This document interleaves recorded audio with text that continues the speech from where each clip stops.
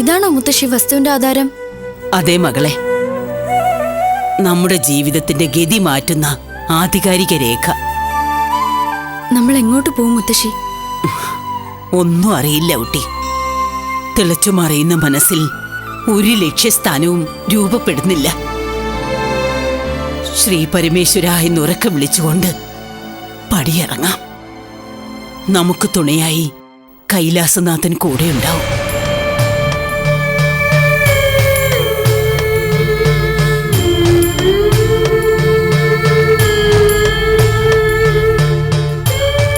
കൈലാസനാഥ രക്ഷിക്കണേ. വാ പോകാം.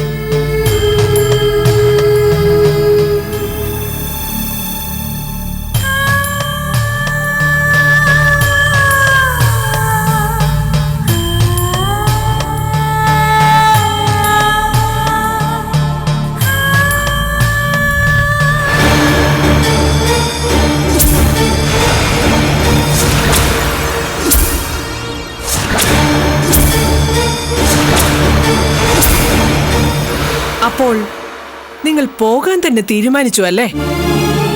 അതെ, രക്ഷപ്പെട്ടെന്ന് കരുതണ്ട. ഏതു പാതാളക്കുഴി പോയി ഒളിച്ചാലും കണ്ടുപിടിച്ചിരിക്കും ഞങ്ങൾ.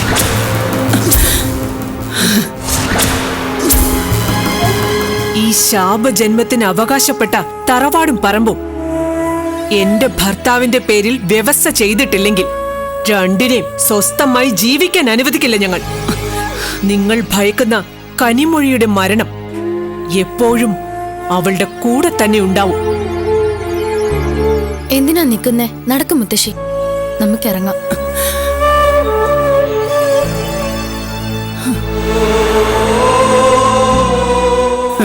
പത്തു മാസം ചുമന്ന് നൊന്ത് പ്രസവിച്ച മകനെങ്കിലും അമ്മേ തറവാട് വിട്ടു പോകരുതെന്ന് പറയുമെന്ന് വെറുതെ മോഹിച്ചു പോയി.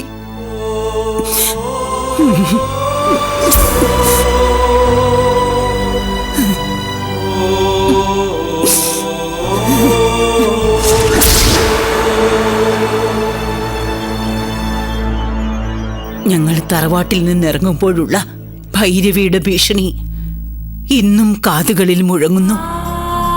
ആ ഭീഷണി നടപ്പിലാക്കാനാണ് അവൾ വന്നത്.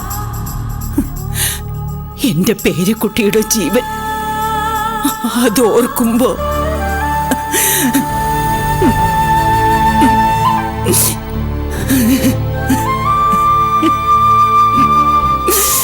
കരയാതെ വള്ളിയമ്മേ, കനിമൊഴിക്ക് ഒരാപത്ത് സംഭവിക്കില്ല.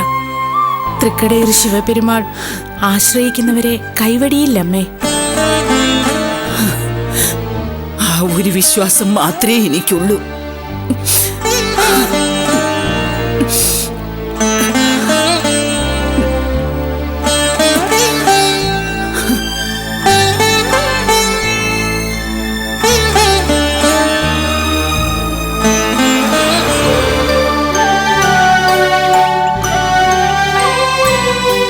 ക്ഷേത്രദർശനം കഴിഞ്ഞു വരാൻ മുത്തശ്ശി എന്താ എത്ര വൈകുന്നേ? അർച്ചനയ്ക്ക് കൊടുത്തിരിക്കുന്നതല്ലേ, പ്രസാദം വാങ്ങിയിട്ട് വരും. ആ, എന്തായാലും വരുന്നത് വരെ നമുക്കിവിടെ ഇരിക്കാം.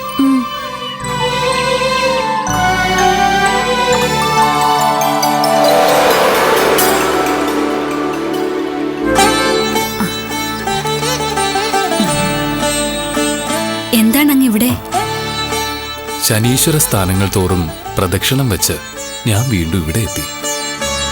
ഇപ്പോ ശനിയുടെ അവസ്ഥ എങ്ങനെ? അല്പമെങ്കിലും ആശ്വാസം തോന്നുന്നുണ്ടോ? ഇടയ്ക്ക് കുറച്ചുനാൾ ആശ്വാസം തോന്നും, വീണ്ടും ഇരട്ടി ശക്തിയോടെ ക്ലേശങ്ങൾ തുടങ്ങും. ശനി ദശയുടെ അവസ്ഥ എല്ലാവർക്കും അങ്ങനെ തന്നെയാണ്. 7-2.5 ശനി കഴിയുന്നത് വരെ ദുരിതങ്ങൾ കുറഞ്ഞും കൂടിയും ബാധിച്ചുകൊണ്ടേയിരിക്കും. കഴിഞ്ഞ തവണ നമ്മൾ കാണുമ്പോൾ എന്റെ ഭാര്യയ്ക്ക് കുഴപ്പമൊന്നുമില്ലായിരുന്നു. ഇപ്പോ അവളും ഏതോ വ്യാധി പിടിച്ച് കിടപ്പിലായി.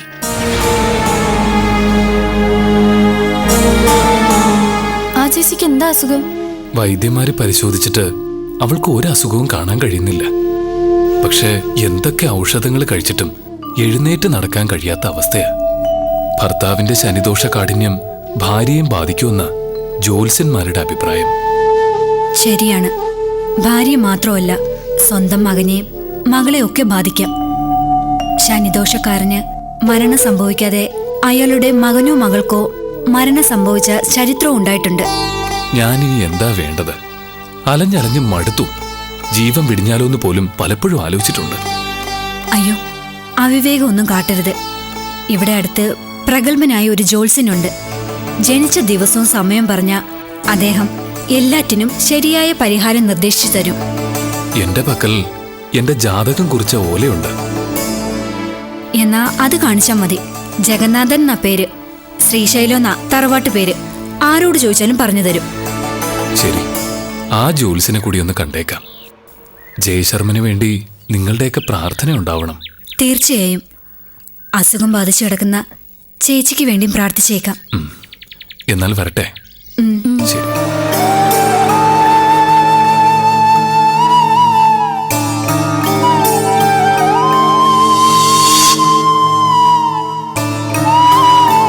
ജോത്സരേ, ജോത്സരേ,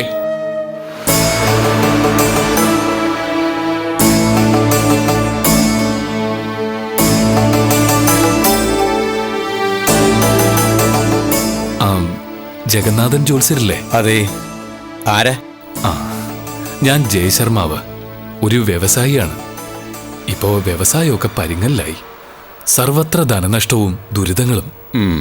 എന്റെ ജാതകം ഒന്ന് പരിശോധിച്ച് പരിഹാരങ്ങൾ നിർദ്ദേശിച്ച വലിയ ഉപകാരമായി. തന്നോളൂ, ഇരിക്കൂ.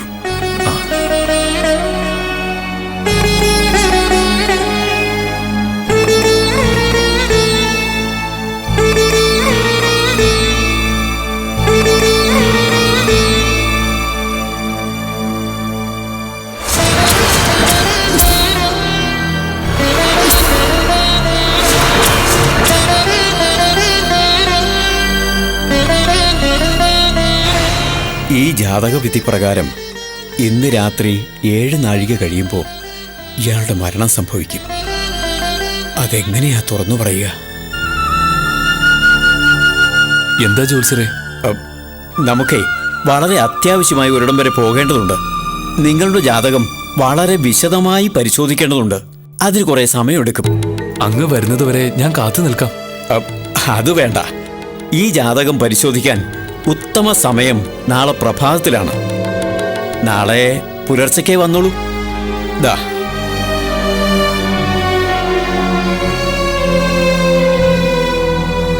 ശരി.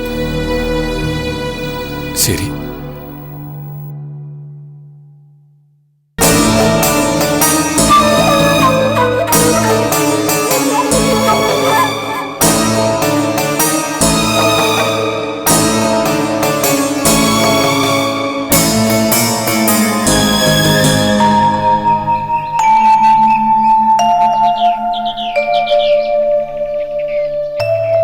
ജയശർമാവ് ജോത്സ്യനെ കാണാൻ പോയിട്ട് പിന്നെ വന്നില്ലല്ലോ മീനാക്ഷി. അയാൾ ജോത്സ്യനെ കണ്ടു കാണില്ലേ?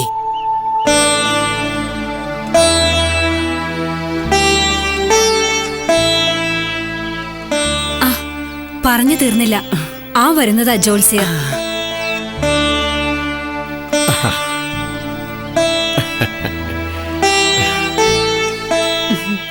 പ്രണാമം ജ്യോത്സ്യരെ. പ്രണാമം. ജയശർമാവ് എന്നൊരു വ്യവസായിക്ക് അങ്ങയുടെ മേൽവിലാസം കൊടുത്ത് ഞാൻ അങ്ങോട്ട് അയച്ചിരുന്നു. അദ്ദേഹം വന്നിരുന്നോ? വന്നിരുന്നു. അയാളുടെ ജാതകം വിശദമായി പരിശോധിക്കേണ്ടി വന്നില്ല. ഒറ്റ നോട്ടത്തിൽ തന്നെ മനസ്സിലായി. ഇന്ന് രാത്രി 7 നാഴിക കഴിയുമ്പോൾ അയാളുടെ മരണം സംഭവിക്കും. 7ാം ശനിയുടെ മൂർധന്യ കാലമാണ്. കണ്ടക ശനി കൊണ്ടേ പോകൂ എന്ന് കേട്ടിട്ടില്ലേ? ജോത്സ്യരാ സത്യം അയാളോട് പറഞ്ഞില്ലല്ലോ. പറയില്ലല്ലോ. അയാളെ സമാധാനിപ്പിക്കാൻ വേണ്ടി നാളെ പ്രഭാതത്തിൽ വന്നാൽ ജാതകം വിശദമായി പരിശോധിക്കാമെന്ന് പറഞ്ഞു വിട്ടു. നാളെ പ്രഭാതത്തിൽ വരാൻ അയാൾ ജീവനോടുണ്ടാവില്ലല്ലോ. എന്നാ ശരി.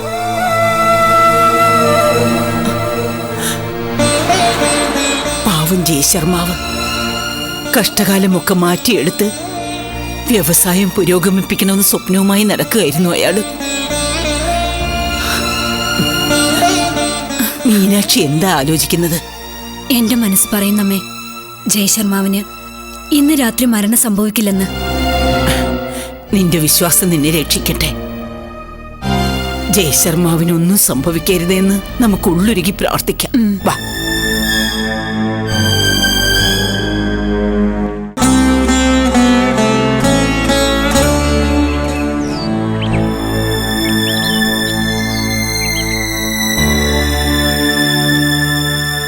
ഭഗവാനെ, ഭക്തവത്സല, വ്യവസായിയായ ജയശർമാവിന്റെ അവസ്ഥ അങ്ങ് കാണുന്നില്ലേ?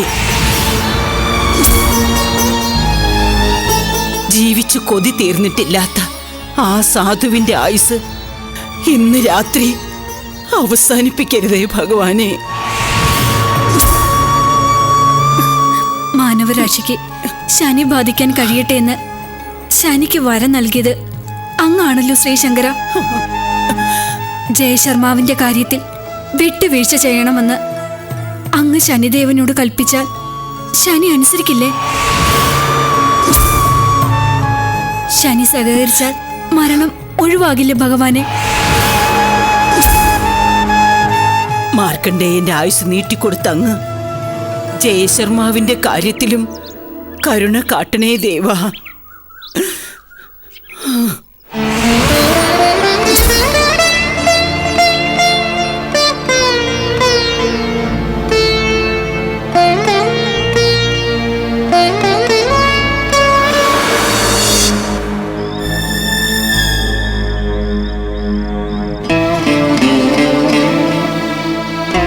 വ്യാപാരം നടത്തി വലിയ ധനികനായി ജീവിച്ചിരുന്ന ജയശർമ്മൻ അദ്ദേഹത്തിന്റെ ഗതിയെ ഇങ്ങനെയുള്ള അവസ്ഥകളെ ആയിരിക്കും വിധി എന്ന് പറയുന്നത്, അല്ലേ ചേച്ചി? അതെ മകളെ, പരിചയപ്പെട്ടിട്ട് അധിക കാലമൊന്നും ആയില്ലെങ്കിലും ശിവഭക്തനായ ജയശർമ്മൻ അദ്ദേഹത്തോട് വല്ലാത്ത ബഹുമാനവും സ്നേഹവുമാണ് എനിക്ക്. അദ്ദേഹത്തിന് ഈ ഗതി വന്നല്ലോ എന്നോർക്കുമ്പോൾ എനിക്ക് നല്ല മനോവിഷമമുണ്ട്. അദ്ദേഹം എനിക്ക് പിതാവോ ജ്യേഷ്ഠനോ ഒക്കെയാണ്. അദ്ദേഹത്തിന്റെ അന്ത്യം ഇന്ന് രാത്രി സംഭവിക്കുന്നോർക്കുമ്പോൾ മനസ്സ് വല്ലാതെ പിടയുന്നു. വിധിവിഹിതം എല്ലാവർക്കും അനുഭവിക്കുകയേ തരമുള്ളൂ. നമുക്ക് കഴിയുന്നതൊന്നു മാത്രം, ജയശർമ്മന്റെ ആത്മശാന്തിക്ക് വേണ്ടി പ്രാർത്ഥിക്കുക. ഇനിയൊരു പക്ഷേ ആ ജോൾസിന്റെ കണ്ടെത്തൽ തെറ്റാണെങ്കിലോ ചേച്ചി? അതിന് സാധ്യതയുണ്ട് കനിമൊഴി. എല്ലാ ജ്യോത്സ്യരുടെയും എല്ലാ പ്രവചനവും ഫലിക്കണമെന്നൊന്നുമില്ല. ജയശർമ്മൻ അദ്ദേഹത്തിന്റെ ജാതകവിധിയിൽ ചെറിയൊരു പിഴവ് സംഭവിച്ചാൽ മതി, അത് പരിശോധിക്കുന്ന ജ്യോത്സ്യന്മാരുടെ നിഗമനവും തെറ്റാൻ സാധ്യതയുണ്ട്.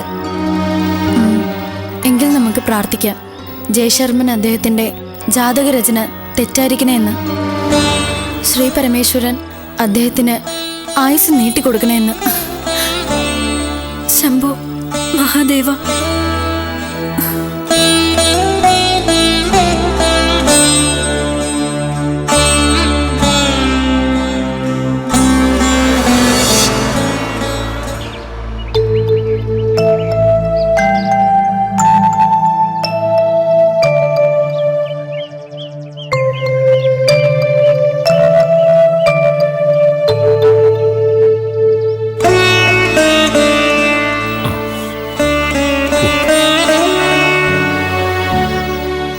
മഴ പെയ്യുന്ന ലക്ഷണമുണ്ടല്ലോ. എവിടെയാ ഒന്ന് കയറി നിൽക്കുക?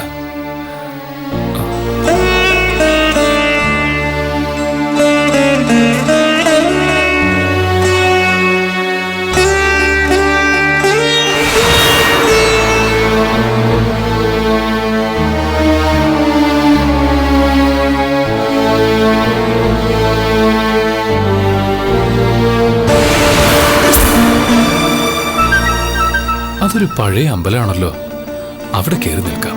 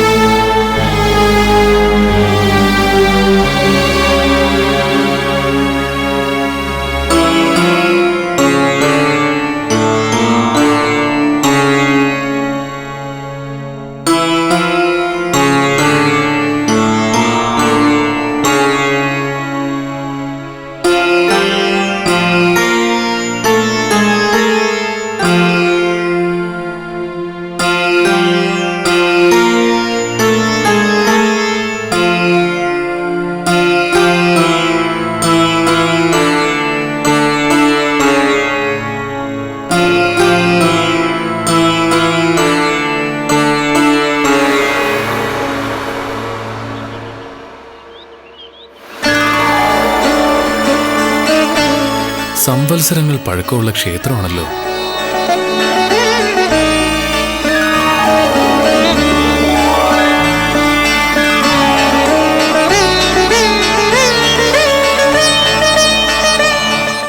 പൂജയും വഴിപാടും ഒന്നും ഇല്ലാതായിട്ട് ഏറെ കാലമായിട്ടുണ്ടാവും. ആരും തിരിഞ്ഞു നോക്കാതായിട്ടും കാലങ്ങൾ വളരെ കഴിഞ്ഞു കാണും.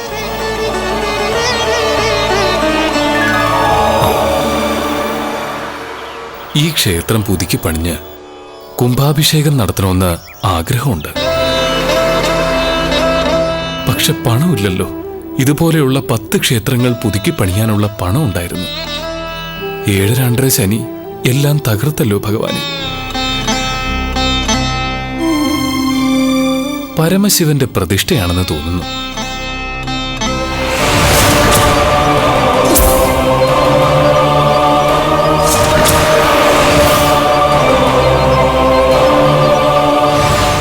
എന്തായാലും മുറ്റമൊക്കെ ഒന്ന് അടിച്ചു വൃത്തിയാക്കുക തന്നെ.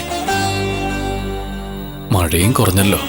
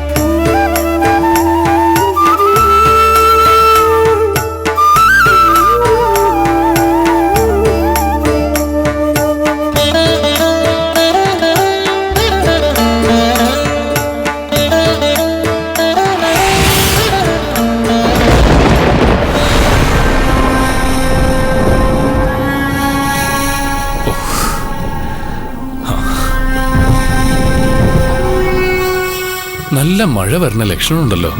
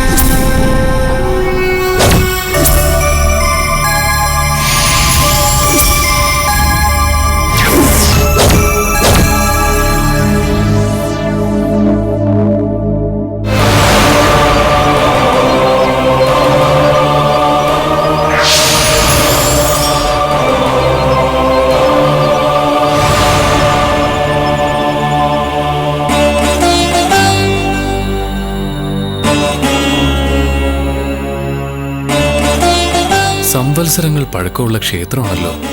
പൂജയും വഴിപാടും ഒന്നും ഇല്ലാതായിട്ട് ഏറെ കാലമായിട്ടുണ്ടാവും. ആരും തിരിഞ്ഞു നോക്കാതായിട്ടും കാലങ്ങൾ വളരെ കഴിഞ്ഞു കാണും. എന്തായാലും മുറ്റമൊക്കെ ഒന്ന് അടിച്ചു വൃത്തിയാക്കുക തന്നെ.